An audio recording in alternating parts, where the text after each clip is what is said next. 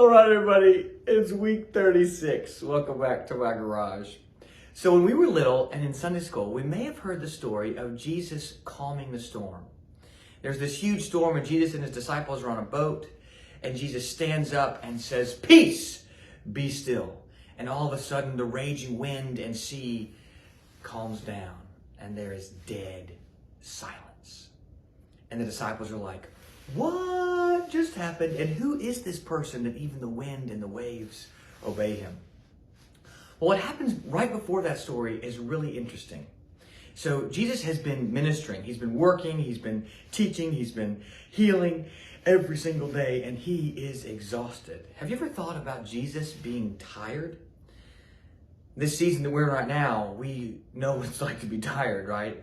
We are tired of this contentious election. We're so tired of this pandemic.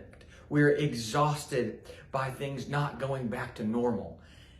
Jesus knows exactly what that feels like. He is exhausted.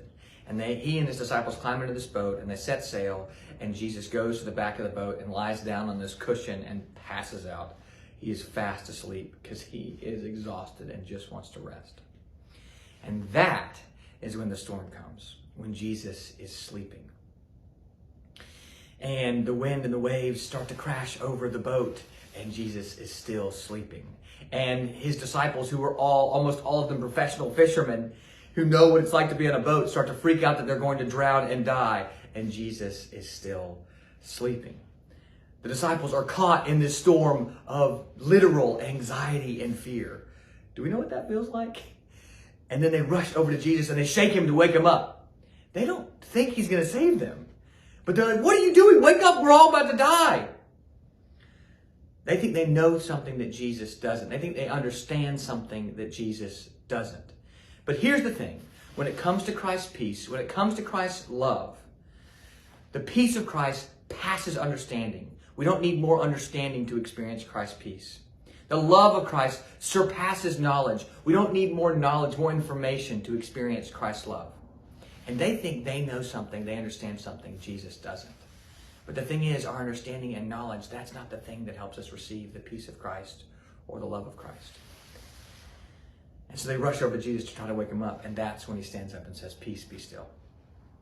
Well, my invitation to us this week is, if we feel like ourselves are stuck in a storm of anxiety, to imagine Jesus asleep on the boat and to go over to him and not shake him to wake him up, but to actually lay down next to him and rest with Jesus in the midst of the storm.